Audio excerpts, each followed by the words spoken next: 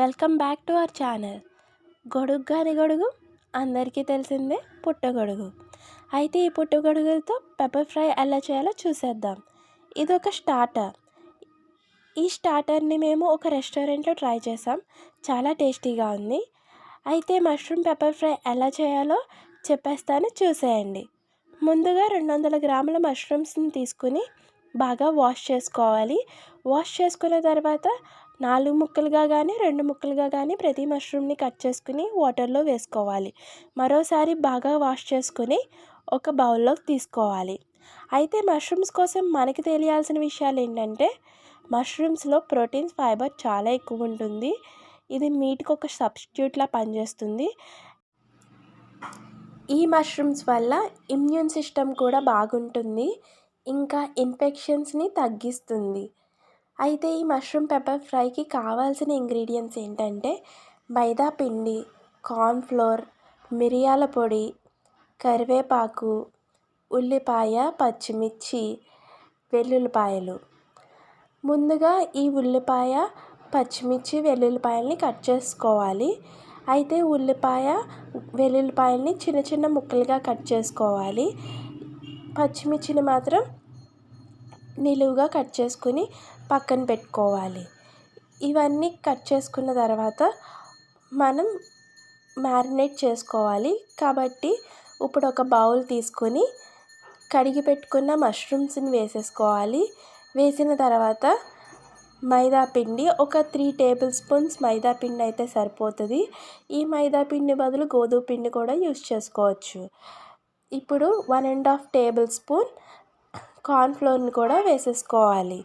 దీని తర్వాత మిరియాల పొడి, ఇదే పెప్పర్ పౌడర్, దీన్ని కూడా వేసేసుకున్న తర్వాత రుచికి సరిపడా సాల్ట్ని కూడా వేసేసుకోవాలి. వేసుకున్న తర్వాత కొద్ది కొద్దిగా నీళ్ళు వేసుకుంటూ బాగా కలుపుకొని పక్కన పెట్టుకోవాలి. ఇలా కలిపిన దాన్ని ఒక 5 మినిట్స్ తర్వాత డీప్ ఫ్రై చేసుకోవాలి. 5 మినిట్స్ తర్వాత ఒక ప్యాన్ పెట్టుకుని స్టవ్ ఆన్ చేసుకోవాలి. తర్వాత డీప్ ఫ్రైకి సరిపడా ఆయిల్ వేసుకుని ఆయిల్ని హీట్ ఎక్కనివ్వాలి. హీట్ ఎక్కిన తర్వాత ముందుగా చేసుకున్న మష్రూమ్ని ఇలా నూనెలో వేసేసుకోవాలి. వేసుకున్న తర్వాత అవి కొంచెం గోల్డెన్ బ్రౌన్ కలర్ వచ్చాక మనం వాటిని ఒక ప్లేట్లోకి తీసేసుకోవాలి. అయితే కార్న్ఫ్లోర్ వేయడం వల్ల ఒకదానికి ఒకటి అతుక్కిపోతాయి అన్నమాట. కాబట్టి చాలా పేషెన్స్తో వండాలి ఈ రెసిపీని. ఇప్పుడు ఫ్రై చేసుకున్న వాటిని ఒక ప్లేట్లోకి తీసేసుకున్నాము. అయితే అవి టిష్యూకి కూడా అంటుకుంటాయి. కాబట్టి ఆయిల్ అంతా అబ్జర్వ్ చేసుకున్న దాన్ని వార్చుకున్న తర్వాతే ప్లేట్లో వేసుకోండి.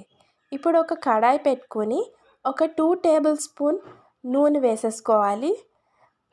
నూనె వేసుకున్న తర్వాత కాసేపు హీట్ ఎక్కనివ్వాలి. హీట్ ఎక్కిన తర్వాత జీడిపప్పు వేయించుకున్నాము. ఇది మీరు కావాలంటే వేసుకోవచ్చు, లేదా స్కిప్ చేసుకోండి.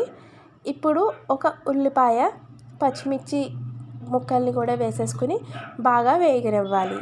ఉల్లిపాయ ముక్కలు బాగా వేగిన తర్వాత ముందుగా కట్ చేసి పెట్టుకున్న వెల్లుల్లిపాయలు కూడా వేసేసుకోవాలి. వెల్లుల్లిపాయలు ఎంత బాగా వేగితే అంత టేస్టీగా ఉంటాయి. కావాలి అనుకుంటే అల్లం ముక్కల్ని కూడా వేసుకోవచ్చు. దీని తర్వాత కరివేపాకుని కూడా వేసేసుకుని బాగా కలుపుకోవాలి. కరివేపాకు లైట్గా వేగితే బాగుంటుంది, అలా అక్కడక్కడ టేస్టీగా ఉంటుంది. ఇప్పుడు ఒక 2 టేబుల్ స్పూన్ టమాటా సాస్ని వేసుకోవాలి. అయితే మీ దగ్గర సోయా సాస్ ఉన్నా వేసుకోండి. టమాటా సాస్ కూడా వేసుకున్న తర్వాత బాగా కలుపుకోవాలి. బాగా కలుపుకున్నాక ఉల్లిపాయ మగ్గిన తర్వాత మనం ముందుగానే రెడీ చేసుకున్న మష్రూమ్స్ని ఇందులో వేసేసుకోవాలి. అయితే మష్రూమ్స్ని డీప్ ఫ్రై చేశాక కాసేపు పాటు చల్లారనివ్వాలి. చల్లారనిస్తే మీకు అవి అంటుకోకుండా వస్తాయన్నమాట. ఇప్పుడు ఆ మష్రూమ్స్ని కూడా వేసుకుని బాగా ఫ్రై చేసుకోవాలి. ఇలా స్టవ్ పై ఒక 5 మినిట్స్ పాటు ఫ్రై చేసుకోండి. లో ఫ్లేమ్లో పెట్టుకుని ఫ్రై చేసుకున్న తర్వాత మళ్ళీ అయిపోవచ్చింది. ఇప్పుడు కొంచెం రుచికి సరిపడా సాల్ట్ కూడా వేసేసుకొని స్టవ్ ఆఫ్ చేసుకుంటే మన మష్రూమ్ పెప్పర్ ఫ్రై అయిపోయింది. ఇప్పుడు దీన్ని మనం ఒక బౌల్లో సర్వ్ చేసుకోవాలి.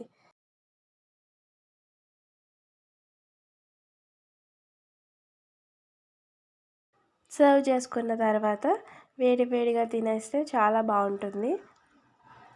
మనం ముందుగానే ఫ్రై చేసి పెట్టుకున్న జీడిపప్పును కూడా అలా పైనుంచి కొంచెం వేసేసుకుంటే మన మష్రూమ్ పెప్పర్ ఫ్రై అయిపోయింది.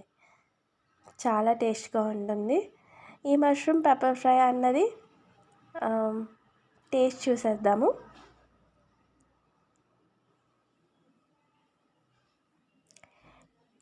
టేస్ట్ అయితే చాలా బాగుంది. ఇలా ఆనియన్స్తో కూడా తింటే చాలా బాగుంది. మీకు కానీ ఈ వీడియో నచ్చితే లైక్ చేయండి, షేర్ చేయండి. మరిన్ని వీడియోస్ కోసం సబ్స్క్రైబ్ చేయండి. Thank you.